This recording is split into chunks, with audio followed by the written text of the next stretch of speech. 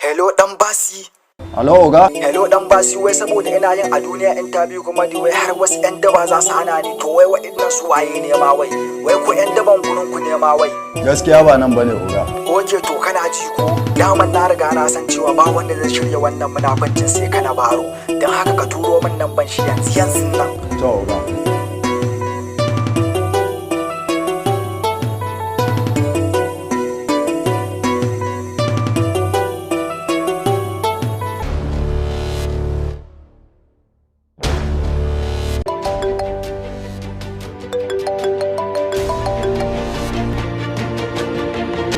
Hello ya kai? Hello kana bara, kana ji na ko? To ka je ni da kyau. Lokacin da muke abota da kai da nazo Kano gurin ka, duk wasu yan daban Kano da suka ganni me suka ji a jikin su? Duk sun razana. Okay, kallo nawa mutum yake min ya ji gaba ɗaya duk ya razana. Guda ɗaya. To amma shine kai har zaka biyo min ta bayan fage ka sa yan daba su hana ni yin interview din fim din a duniya.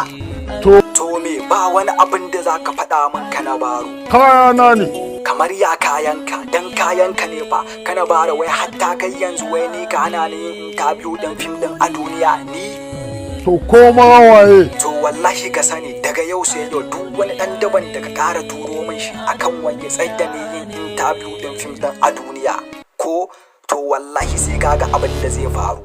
Bari ma yanzu nan zan kira na kalala in tambaye shi shine ko ba shi bane. Bari zan kira shi yanzu nan in tambaye shi.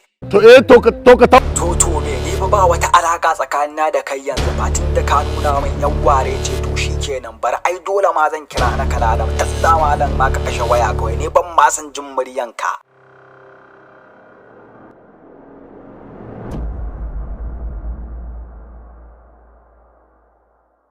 Ya kai ne. Oke wato kai ne mara kunyan da kana bare ya turo ka zo kamar rashin kunya ka hana ni interview comedy din film din a duniya ko? A baleri ne. To ba baleri ba, koma waye duk wanda ya ƙara zuwa ya ce zai dakatar da ni yin interview din film din a duniya ko to wallahi za ku ga abin da zai faru. Ka ce musu T-boy ne, in ba su gane ba ka ce musu sai na faɗa ne. Kai Yawwa. ya taɓo me ƴaƴa kenan. Ba mai yaya kaɗai ba, ai sai ya taɓo mai kiyashi da cinnaku da rana wallahi, in dai har ya ƙara zuwa ya ce zai dakatar da ni.